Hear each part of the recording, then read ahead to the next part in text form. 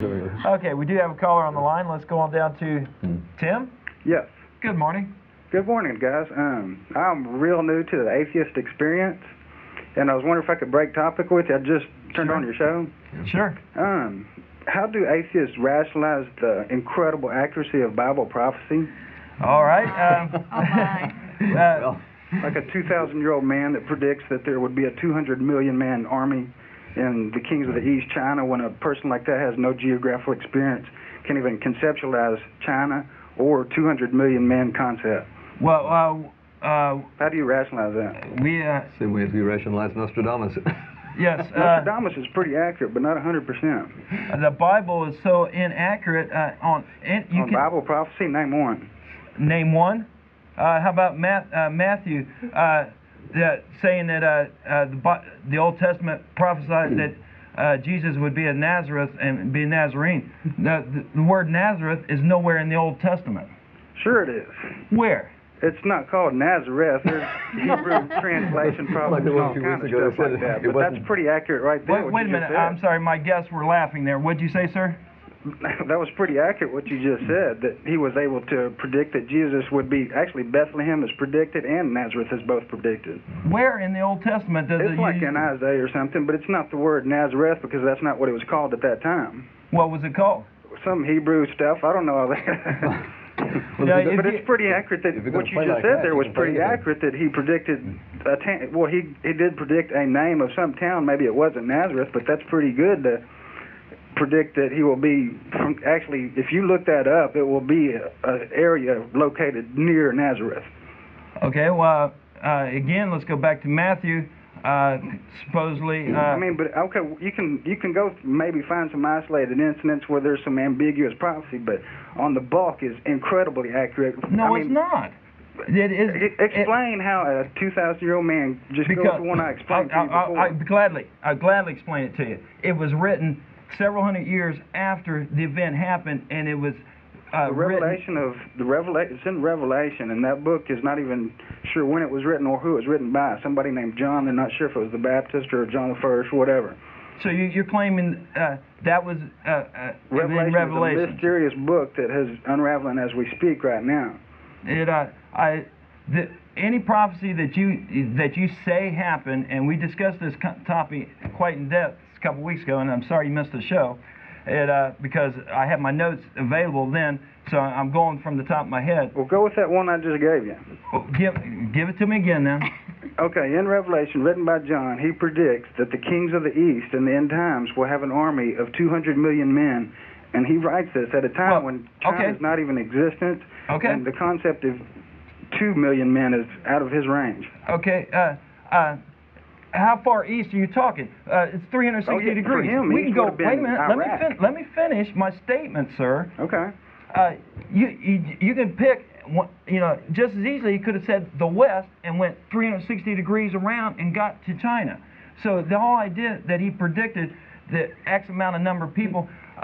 There are several people that predicted, that the Earth would have 6 billion people in this time. How do you explain him doing that? Is that just blind luck? He just got lucky guess? My own personal research shows that was an edited version, that was edited several hundred years after Jesus Christ died. And whether or not Jesus Christ is even an actual person. Okay, an 1,800-year-old man, 200 million men. Is that luck guess? How do you explain that? How do you rationalize? Because and there's a billion examples just like it. Oh, that was the poorest example. It was a weak one. There's some really better ones. Well, then give me a better one. Daniel was probably the best Old Testament prophecy. Oh, man, with Nebuchadnezzar, he predicted everything came exact. Daniel was just infallible. And Daniel, in his 70-week prophecy. 70-week? Yeah, there's in chapter 2 or 4, I believe. Let's not get into a lot of scripture chopping here. That's not what this program is about. Well, if you want to talk about Daniel, I can tell you a lot of predictions of the end times. The Millerites and a lot of different groups in American history based their predictions for the end of the world, the second coming, on what was in Daniel. Every one of them was wrong. Is that an accurate prediction? he's 100% you can right interpret on the mark. anything anybody says any way you want. You can predict. You can make any kind of a statement into a prediction. You can construe the result any way you want. You could say anything that Joseph Smith or Pat Robertson or anybody else has ever said was a prophecy and show that it has come to pass if you edit selectively, like Ray is just pointing out. What you're saying is garbage. This stuff is based on statements that were made thousands of years ago relating to events that were taking place thousands of years ago, had no relevance to a period 4,000 years in the future. You can't show that. Daniel is incredibly He's not at all accurate. Times that are happening right now as we speak. Yes, and people have said the second coming of Christ was going to happen in 1842. It didn't happen, did it? That was based on Daniel. A specific prophecy of Daniel. He had a vision where he saw this creature that had 4 parts to it. I don't care if he took drugs. It's probably similar to a drug-induced experience when he had a revelation. He probably took mushrooms. He probably was crazy, absolutely insane. But I mean, if y'all want to avoid, I would just ask you to respond on how you rationalize some of these that are really good prophecies. How do you rationalize blind luck? No, that's like we're saying, it's edited afterwards. But let me ask you one then. Let me ask you one then. In Matthew, Jesus himself is quoted as saying he would return within the lifetime of the listeners that were there at that. So, what do you say to that? He really implied it like that. He didn't say that exactly. He certainly said that exactly. He said he was going to return within their lifetime. Don't you know? That's in Matthew. Don't you know your own scriptures? I know exactly what you're talking about. If you do, then you know the answer. Then why? It's also, just like you're saying, a matter of subjective interpretation, because he didn't say, "I will be back before you're dead," exactly like that. He made it where every generation should feel like its imminent return. That is not what is in the scriptures. It's a subjective that's your interpretation. If you want to use it, because it's allegory. So I feel like we've answered your point there. The prophecy. So you rationalize it by dismissing it completely? No, I've yet to find any prophecy in the Bible that is actual true, that was not edited. Well, y'all don't want to go on that whole subject, but I got a billion of them.